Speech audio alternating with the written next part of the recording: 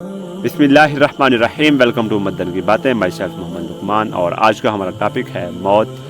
मौत एक अटल फैसला है और इस पर दुनिया की तमाम हकीकतें अयां हो जाती हैं। मैंने गोरकन को जेब से 8,000 निकाल कर दिए और बोला कि देखो, जैसे तुमको समझाया है वैसे ही कब्र खोद देना। ये मेरा नंबर है। जनाजे से 5 घंटे पहले तुमको कॉल करूँगा, तुम मुझे मिस कॉल दे दो। उसने चुपचाप से पैसे पकड़े, मेरा नंबर मिलाया, मिस कॉल दी और चल दिया। ना उसकी आंखों में कोई दुख था ना ही दर्द, क्योंकि उसकी रोजी रोटी कब्र खोदने से जुड़ी हुई थी।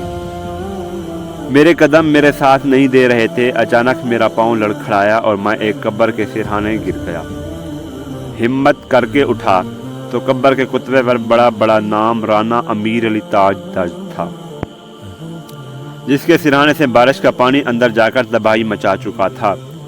कब्र मुकम्मल बैठ चुकी थी। 7 मुरब्बा ज़मीन, करोड़ों रुपए की फैक्ट्रियां और 4 बड़े बंगलों का मालिक मुझे चीख चीख कर कह रहा था कि हादी हयात संभल जाओ, आज तुम अपने प्यारे दोस्त को दफनाने आ रहे हो, कल तुम भी यहाँ होगे। मुझे याद है कि कॉलेज के ज़माने में एक दोस्त की फौतगी की झूठी खबर मिली तो भागते भागते उसके घर पहुँचा। जब सामने उसको सही सलामत देखा तो आंखों से खुशी के आंसू निकल पड़े। बहुत लानतान की तो दोस्त कहने लगे, हादी हयात सुनो, अगर मैं फौत होता तो शहर शुजाबाद की दुकानें इस तरह खुली ना होती, बल्कि पूरा बाजार बंद होता। फिर एक ऐसा दिन ऐसा हुआ कि वाकई मेरा दोस्त फौत हो गया। उसकी फौतगी में बाजार में कोई दुकान बंद होना तो दूर की बात, उसके सगे भाई की भी दुकान खुली हुई थी।